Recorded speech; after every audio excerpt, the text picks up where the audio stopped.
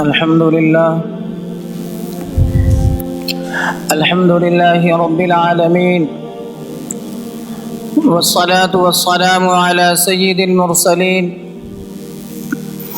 محمد وآله وصحبه أجمعين. أما بعد، فأعوذ بالله من الشيطان الرجيم. بسم الله الرحمن الرحيم. لقد كان لكم في رسول الله أسوة حسنة. صدق الله العظيم. وقال النبي صلى الله عليه وسلم: خير متاع الدنيا المرأة الصالحة، او كما قال علیہ الصلاۃ والسلام. میرے واجب الاحترام بزرگوں اور دینی بھائیوں،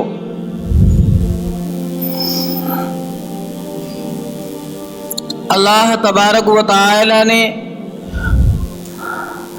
ہمارے اور آپ کے اور پوری دنیا کے انسانوں کے لیے دنیا میں بہت ساری ایسی چیزیں بنائی ہیں اور پیدا کی ہیں جس سے انسان لطف اندوز ہوتا ہے، جس سے انسان فائدہ اٹھاتا ہے، جس سے انسان سکون حاصل کرتا ہے، جسے انسان حاصل کر کے دنیا کی زندگی کو پر لطف بناتا ہے اور بنانے کی کوششیں بھی کرتا ہے. اللہ تبارک و تعالی نے ہمارے لیے بہت ساری ایسی چیزیں بنائی ہیں جو خالص ہمارے لیے ہیں، اور ان میں بہت ساری چیزیں وہ ہیں جن کو ہم حاصل کر کے زندگی کو پر لطف اور پرسکون بنا رہے ہیں، اور بہت ساری چیزیں ایسی ہیں جن کی طرف ہماری توجہ نہیں ہے. اللہ کے رسول صلی اللہ علیہ وسلم نے ارشاد فرمایا: خیر متاع الدنیا المرأة الصالحہ. دنیا کی تمام نعمتوں، دنیا کی تمام اشیاء، دنیا کی تمام چیزوں میں اگر کوئی چیز ہے جو سب سے زیادہ بہترین ہے، اگر کوئی چیز ہے جو انسان کو سب سے زیادہ سکون پہنچانے والی ہے، اگر کوئی ایسی چیز ہو جس سے انسان فائدہ اٹھائے، اگر کوئی ایسی چیز ہے جسے انسان حاصل کر کے اور اس سے فائدہ اٹھا کر دونوں جہاں کی زندگی میں کامیابی اور سرخروئی حاصل کر سکتا ہے، تو دنیا کی تمام چیزوں میں سب سے بہترین چیز المرأة الصالحہ یعنی نیک بیوی ہے. آسان لفظوں میں یوں کہا جائے کہ دنیا کی تمام نعمتوں، دنیا کی تمام چیزوں میں سب سے بہتر چیز، سب سے زیادہ راحت پہنچانے والی چیز، سب سے زیادہ سکون پہنچانے والی چیز نیک بیوی ہے. اور آسان لفظوں میں اگر آپ کو میں سمجھانے کے لیے کہوں، جب اللہ کے رسول صلی اللہ علیہ وسلم نے بیوی کے نیک ہونے پر اتنا زور دیا ہے، اور ہماری کتابوں میں، ہمارے دین اور ہماری مذہب کی کتابوں میں بے شمار روایات ایسی ہیں جن میں یہ بات بتائی گئی ہے کہ نیک بیوی کا ہونا معاشرے کے لیے، گھر کے تسکین کے لیے، لوگوں کے تعلق کے لیے اور لوگوں کی راحت کے سامان کے لیے کتنی ضروری ہے. تو ان تمام کے تناظر میں یہ کہا جا سکتا ہے کہ نیک بیوی کیوں ضروری ہے، یعنی بیوی کا نیک ہونا کیوں ضروری ہے. اس کا جواب اللہ کے رسول صلی اللہ علیہ وسلم نے ارشاد فرمایا: بیوی کا نیک ہونا اس وجہ سے ضروری ہے کہ بیوی عورت جن کی ذمہ داری، جن کا رول، جن کا اہم کردار گھر کو سنوارنے میں ہوتا ہے، گھر کو سلیقے اور قرینے سے چلانے میں ہوتا ہے، اگر وہ نیک ہوگی، اگر وہ سمجھدار ہوگی، اگر وہ معاملہ فہم ہوگی اور ہر معاملے کو سمجھ کر ادا کرنے والی ہوگی، تو ضرور بھی ضرور گھر میں راحت اور سکون ہوگی. لوگ ایک دوسرے سے مانوس ہوں گے، لوگ ایک دوسرے سے بہت اچھی طرح مل جل کر زندگی گزاریں گے، اور بہت سارے لوگ گزار بھی رہے ہیں. میں آپ حضرات کے سامنے ایک دو واقعات صحابیہ اور تابعات کے واقعات کو بیان کر کے اپنی بات ختم کروں گا، کیونکہ مجھے دوسری بھی بات کرنی ہے۔ ایک صحابی ہیں جو گمنام ہیں، کتابوں میں ان کا واقعہ لکھا گیا ہے کہ وہ مزدور صحابی تھے، محنت مزدوری کر کے لاتے تو کھاتے، اور اگر محنت مزدوری نہیں کرتے تو فاقے سے راتیں اور دن گزارا کرتے تھے۔ ایک صحابی تھے مزدور قسم کے، صبح کو کام پر نکلے، مزدوری نہیں ملی، شام کو گھر لوٹ کر آئے، کھانے کے لیے گھر میں کچھ بھی نہیں تھا، رات یوں ہی فاقے میں گزر گئی۔ صبح ہوئی، فجر کی نماز ادا کی، فجر کی نماز ادا کرنے کے بعد پھر وہ صحابی مزدوری کے لیے، محنت کے لیے، تلاش معاش کے لیے گھر سے نکلنے کا ارادہ کر رہے ہیں۔ تو ان کی اہلیہ یعنی اس صحابی کی بیوی اپنے شوہر کو رخصت کرنے کے لیے، مزدوری پر بھیجنے کے لیے گھر سے نکل کر گھر کے دروازے پر آتی ہے اور سلام کر کے رخصت کر دیتی ہے اور یہ کہتی ہے فی امان اللہ، آپ اللہ کے حفظ و امان میں ہیں، جائیں اور محنت مزدوری کے لیے جائیں۔ بہرحال وہ صحابی نکل گئے محنت اور مزدوری پر، اس دن بھی اسے کہیں کام نہ ملا، واپس گھر لوٹے شام میں، اور جب گھر لوٹے ہیں پھر بیوی کے سامنے اس بات کا اظہار کیا اور یہ کہا کہ آج بھی ہمیں مزدوری نہیں ملی، آج بھی ہمیں کوئی کام نہیں ملا جس کی بنا پر ہم نے اجرت یا مزدوری ہمیں نہیں ملی، میں خالی ہاتھ گھر لوٹ کر آیا ہوں۔ بیوی نے کہا کہ پریشان ہونے کی کوئی بات نہیں، اللہ کی مصلحت یہی ہے کہ ہم اور آپ آج رات بھی فاقے میں گزاریں۔ بیوی کے اس جملے نے شوہر کو تسلی دی، میاں اور بیوی بغیر کوئی چیز کھائے دوسری رات گزار رہے ہیں۔ رات گزر گئی، صبح ہوئی، فجر کی نماز کے بعد پھر صحابی نے محنت اور مزدوری پر جانے کا ارادہ کیا۔ حسب معمول صحابی کی بیوی صحابی کو رخصت کرنے کے لیے دروازے پر آئی اور آ کر سلام کیا اور پھر کہا فی امان اللہ، آپ جائیے تلاش معاش کے لیے، آپ جائیے کام پر، اللہ تعالیٰ آپ کی حفاظت فرمائے۔ کچھ دیر صحابی گئے ہیں کہ بیوی نے آواز دی پلٹ کر ادھر آئیے۔ وہ صحابی لوٹ کر اپنی بیوی کے پاس آتے ہیں، ان کی بیوی یہ کہتی ہے، جواب سنیے اس بیوی اور اس عورت کا جو اپنے شوہر کو کہتی ہے، اگر اس طرح کی سمجھدار بیوی، اس طرح کی نیک بیوی ہمارے معاشرے میں ہو جائیں تو ہمارے معاشرے میں آج بھی اللہ کی رحمتیں، اللہ کی عنایتیں، اللہ کی برکتیں برسیں گی۔ بیوی نے جواب دیا کہ 2 دن سے ہم اور آپ فاقے میں گزار رہے ہیں، کہیں ایسا نہ ہو کہ آپ کوئی حرام رزق ہمارے گھر لے آئیں۔ اگر آپ کو کوئی کام نہ ملے تو خالی ہاتھ گھر لوٹ آئیے گا، اگر آپ کو کہیں کوئی کام نہ ملے اور مزدوری اور اجرت نہ ملے تو یوں ہی خالی ہاتھ لوٹ آئیے گا، ہم اور آپ اسی طرح فاقے کی رات گزار لیں گے، لیکن حرام رزق نہیں لائیے گا۔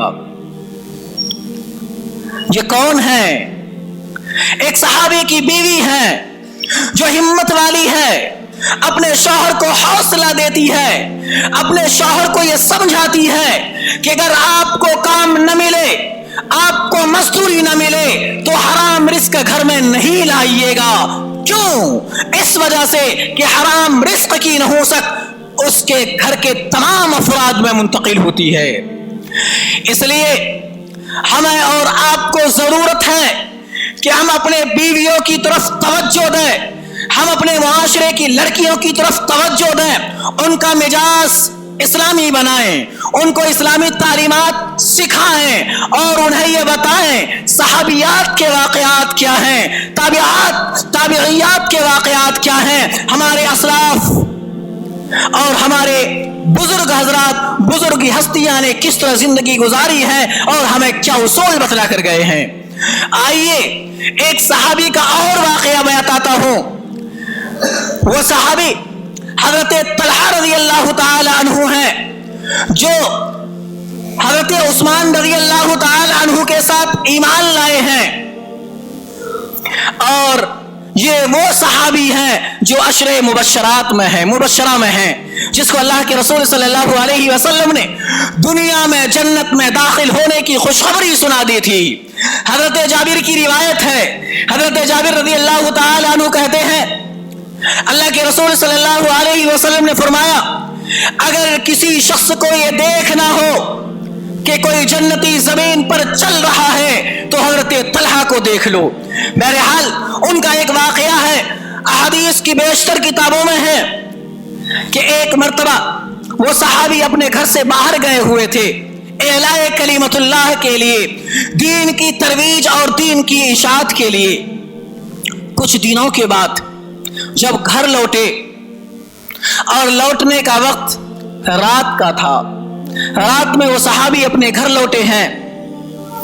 جب وہ صحابی اپنے گھر پہنچے، ان کا لڑکا سلیم نام کا تھا، وہ بیمار تھا اور اپنے والد یعنی حضرت طلحہ کے گھر میں آنے سے پہلے وہ لڑکا فوت ہو چکا تھا، اس کا انتقال ہو چکا تھا۔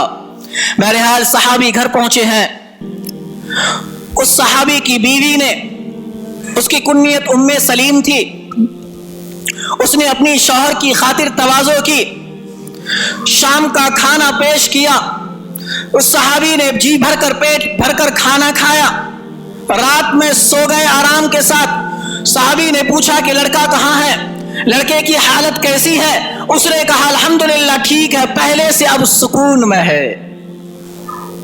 کیا جواب دیا؟ پہلے سے اب سکون میں ہے، آپ فکر نہ کریں، آپ سکون کے ساتھ رات گزاریں، آپ سفر سے تھکے ہوئے آئے ہیں۔ بہرحال انہوں نے شباشی کی، پیار بھری رات گزاری۔ رات کو جب بیدار ہوئے ہیں، صبح کو جب بیدار ہوئے ہیں دونوں، تو صحابی نے پوچھا کہ وہ کہاں ہے، تو اس کی بیوی یہ کہتی ہے مجھے ایک مسئلہ بتائیے۔ تو صحابی نے کہا کیا مسئلہ ہے؟ تو انہوں نے کہا ذرا یہ بتائیے، اگر کسی کے پاس کسی کی امانت ہو اور وہ امانت اس سے واپس لے لے تو اس شخص کو ناراض ہونا چاہیے، کیا کرنا چاہیے؟ تو اس کے شوہر نے جواب دیا یہ بھی کوئی پوچھنے کی بات ہے؟ اگر کسی کی کوئی چیز کسی کے پاس امانت ہے، اگر وہ جا کر اس سے لے لے تو اس میں کوئی بات نہیں، بہت اچھی بات، اس کو وہی چیز لوٹا دینا چاہیے۔ تو اس نے کہا کہ ہمارے پاس بھی لڑکے کی شکل میں اللہ کی ایک بہت بڑی نعمت تھی جس کا نام سلیم تھا، وہ انتقال کر گیا ہے، لہذا آپ اپنے لڑکے کو دفنا دیجئے اور جا کر انہیں قبرستان میں دفن کر دیجئے۔ اس جملے کا سننا تھا کہ ان پر سناٹا چھا گیا اور یہ کہا کہ تم نے رات ہی مجھے کیوں نہیں بتایا کہ لڑکے کا انتقال ہو چکا ہے؟ تو صحابیہ نے جواب دیا کہ آپ سفر سے تھک کر آئے تھے، اگر میں آپ کو رات میں ہی بتا دیتی کہ لڑکے کا انتقال ہو گیا ہے تو رات آپ سکون کے ساتھ نہیں گزارتے، اس لیے میں نے مناسب سمجھا کہ آپ کو رات میں نہ بتاؤں، جب آپ رات گزار لیں تب جا کر صبح بتاؤں۔ تو صحابہ کا اس وقت معمول تھا اگر کوئی اس طرح کے واقعات پیش آتے تو سب سے پہلے حضور کے پاس جاتے اور حضور سے ان واقعات کا تذکرہ کرتے۔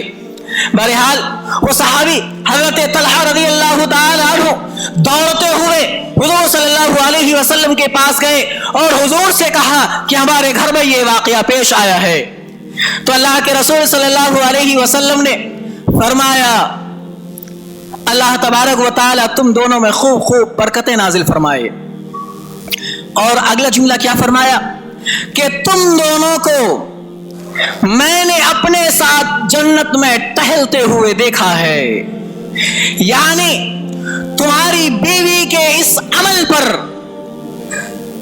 اللہ تبارک و تعالی نے تمہارا مقام اور تمہارا مرتبہ اتنا بلند کر دیا کہ تم دونوں جنت میں میرے ساتھ ٹہل رہے ہو. تمہارا درجہ، تمہارا رتبہ نیک بیوی کی وجہ سے اتنا بڑا کر دیا. اس لیے ہمیں اور آپ کو اپنے بیویوں کی طرف توجہ دینے کی ضرورت ہے، اپنی لڑکیوں کو نیک بنانے کی ضرورت ہے. اور تاریخ کی کتابوں میں یہ واقعہ اور یہ بات بھی لکھی ہے. اللہ تبارک و تعالیٰ کہ رسول صلی اللہ علیہ وسلم نے جو برکت کی دعا دی کہ اللہ تبارک و تعالیٰ تم دونوں میں خوب خوب برکتیں نازل فرمائے. اس کے بعد انہی کی نسل میں اس امت کے 700 فقہا پیدا ہوئے ہیں. کتنے؟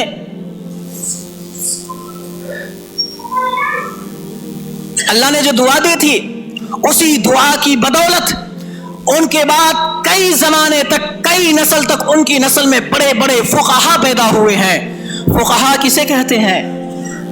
فقیہ جو مسائل، دینی مسائل کے بارے میں بہت زیادہ مہارت رکھتا ہو، دینی علوم مسائل کو اخذ کرنے کا طریقہ اور سلیقہ بہت زیادہ آتا ہو، اسے فقیہ اور فقہا اس کی جمع ہے. بہرحال یہ ہے نیک بیویوں کا ثمرہ، یہ ہے نیک بیوی کی تربیت.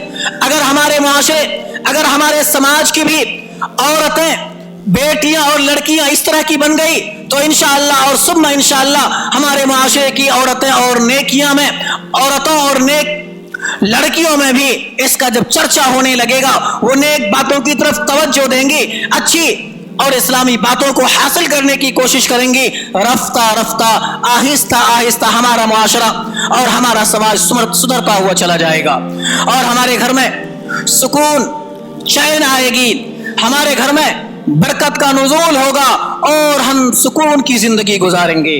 اللہ رب العزت سے دعا فرمائے کہ اللہ تعالی ہمیں اور آپ کو اور تمام مسلمانوں کو سکون بھری زندگی گزارنے کی توفیق عطا فرمائے. آمین.